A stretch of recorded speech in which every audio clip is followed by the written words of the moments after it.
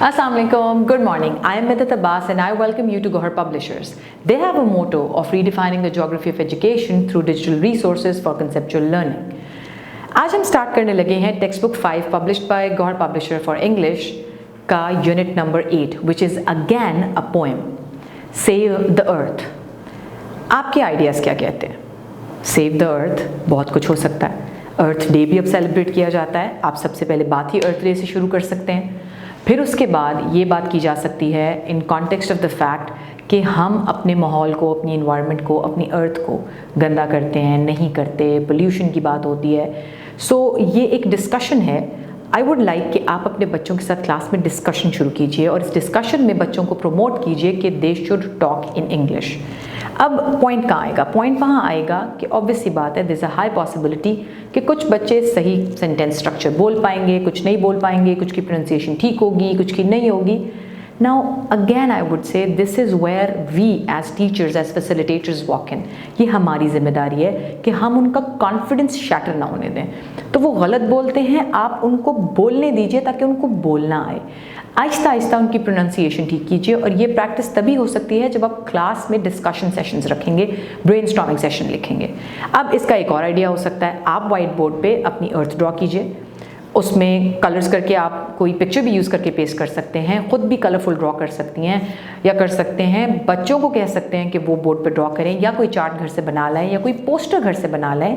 ये वैसे post event भी हो सकता है, लेकिन इस तरह की डिस्कशन से स्टार्ट करके हम उनको as a responsible human being उनकी क्या ड्यूटीज़ होनी चाहिए उनको रीगेन करवा सकते हैं।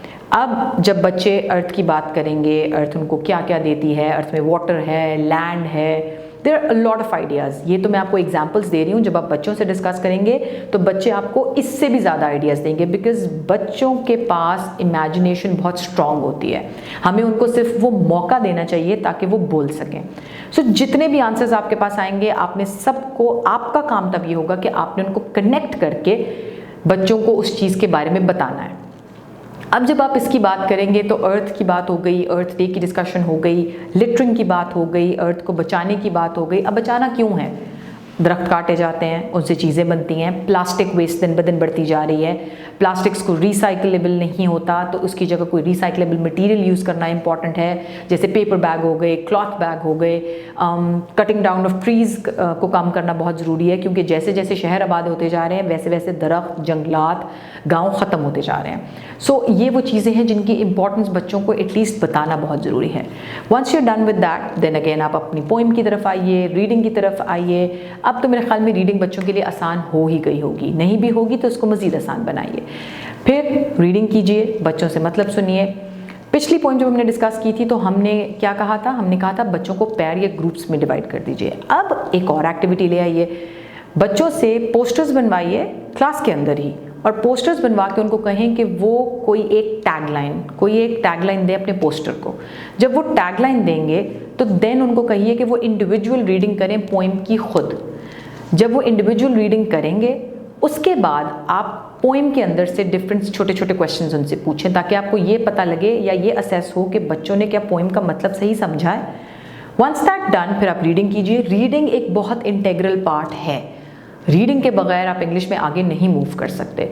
तो रीडिंग करिए, रीडिंग करवाइए, करवाने के बाद बच्चों के साथ उसकी समरी डिस्कस कीजिए, उसका बैकग्राउंड डिस्कस कीजिए, and then you go to the grammar part. Grammar part में इस वाले एक्सरसाइज में मॉडल वर्ब्स और प्रोनाउंस, रिफ्लेक्सिव और पोजेसिव प्रोनाउंस का इंट्रोडक्शन भी है, plus at the same time answer questions भी हैं, राइटिंग भी है। जो रिफ्लेक्सिव और प्रोनाउंस और मॉडल वर्ब्स हैं उसके इंट्रोडक्शन के लिए टेक्स्ट के अंदर, लाइक एक्सरसाइज के अंदर ऑलरेडी एग्जाम्पल्स गिवन हैं, वो एग्जाम्पल्स आप बोर्ड पे कीजिए।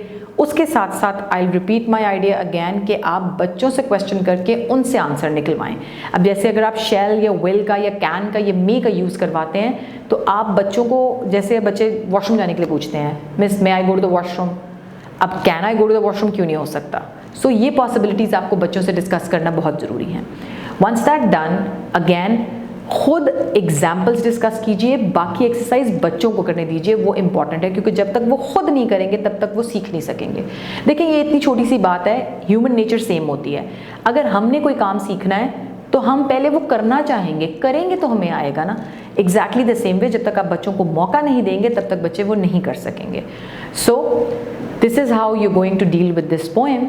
और इसके अलावा आपको बहुत अच्छे तरीके से पता है कि आपको हेल्प कहाँ से मिल सकती है. Well done, you will get the help from the online website of Gohar publishers where you will find the resources to make your life easy for yourself and for your students.